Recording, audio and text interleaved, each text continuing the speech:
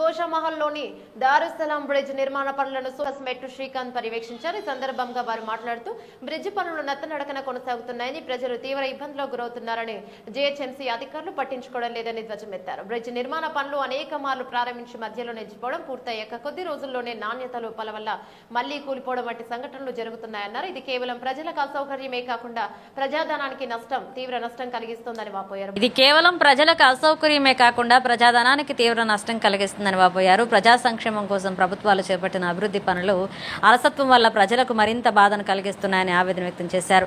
Bridge నిర్మాణం పనులు ఇప్పటికే 3 సార్లు రీకన్స్ట్రక్షన్ చేస్తున్నా ప్రతిసారి నాణ్యత లోపించి తిరిగి కూలిపోవడంతో అధికారులు కాంట్రాక్టర్ల నిర్లక్ష్యానికి నిదర్శనమన్నారు. ఇప్పటికైనా ప్రభుత్వాధికారులు తక్షణమే చర్యలు చేపట్టి పనులు పూర్తి చేయాలన్నారు. ఈ పనులు ఏవైతే ఉన్నాయో అవి టెండర్ పద్ధతిగా తీసుకున్నారా లేకపోతే చీకటి ఒప్పందంగా చేసుకున్నారా? దీని మీద ప్రభుత్వం కానీ ప్రభుత్వ అధికారులు కానీ నిగ్గదీర్చాల్సిన అవసరం చాలానే ఉంది.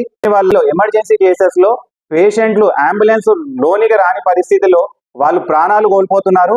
అధికారులు కానివ్వండి, ఈ ఇంజనీర్లు కానివ్వండి, కాంట్రాక్టర్స్ కానీ మొత్తము అసలు ఏమి పట్టనట్టుగా ఉన్నారు. దీనివల్ల ప్రజలు చాలా ఇబ్బందులు పడతా